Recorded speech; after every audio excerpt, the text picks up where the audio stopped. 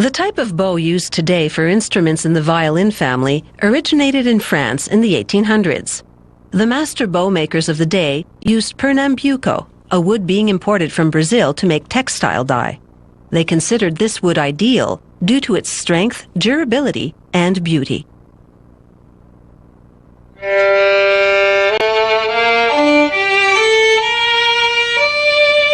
Today, just like hundreds of years ago, quality bows are made of Pernambuco wood from Brazil and horsehair.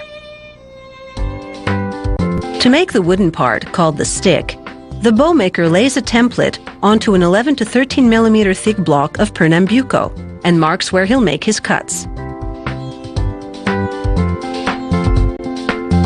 He follows his markings with a bandsaw, cutting out the stick's basic shape.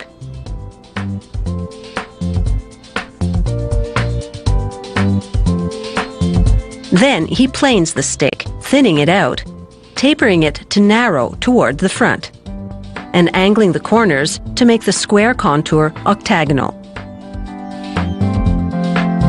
Next, he repeatedly heats the stick with a gas flame to soften it, and gently bends it against his knee, then afterward against a wooden form, to give the stick a very precise curve.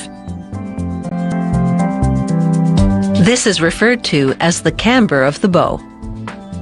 Using a handsaw and template, he cuts out a piece of Pernambuco for the bow's front tip, called the head. He refines the shape, first with a rasp, then with a file, then with sandpaper. Then he glues on a bone plate to protect the head from damage. He wraps string tightly around it to apply continual pressure while the glue sets overnight. The next day, he files down the sides to make the plate flush with the wood. Using a traditional drill, he bores a hole about 10 millimeters deep into the head and chisels the hole into a trapezoid shape. This forms the hair block into which he'll later insert the hair. Next, he measures and marks a block of ebony wood to begin making the bow's frog, the piece at the bottom by which the musician holds the bow and adjusts the tension of the hair. He shapes the block using first a saw, then a chisel, and rasps, files, and sands all the surfaces smooth. The frog has a space on top called the mortise, into which he'll later insert the hair. The bowmaker glues a decorative mother-of-pearl accent onto the side, then cuts 2 small plugs out of maple wood. These will anchor the hair at each end of the bow. He inserts one into the frog's mortise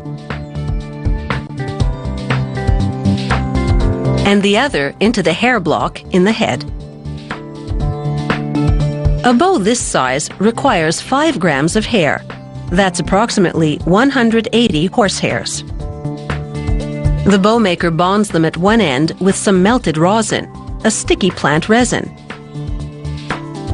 Then inserts this end into the frog and anchors it with the plug.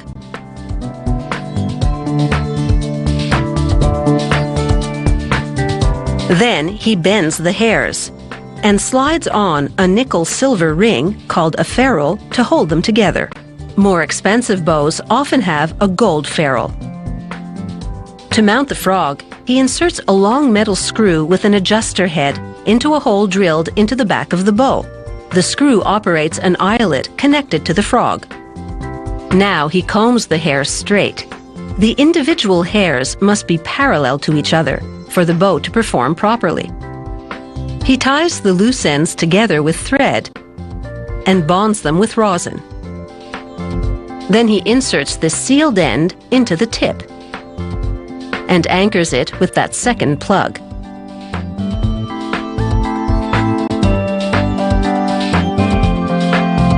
Back to the frog now. He moves the ferrule out of position, seals the mortise with a mother-of-pearl slide, then puts the ferrule back. He wraps the parts of the stick the musician holds in silver or gold wire and leather to protect the wood from wear, and brands the maker's name on the bow. Turning the adjuster at the back moves the frog forward and backward to alter the tension of the hair. The violinist tightens the hair before playing and loosens it when putting the instrument away.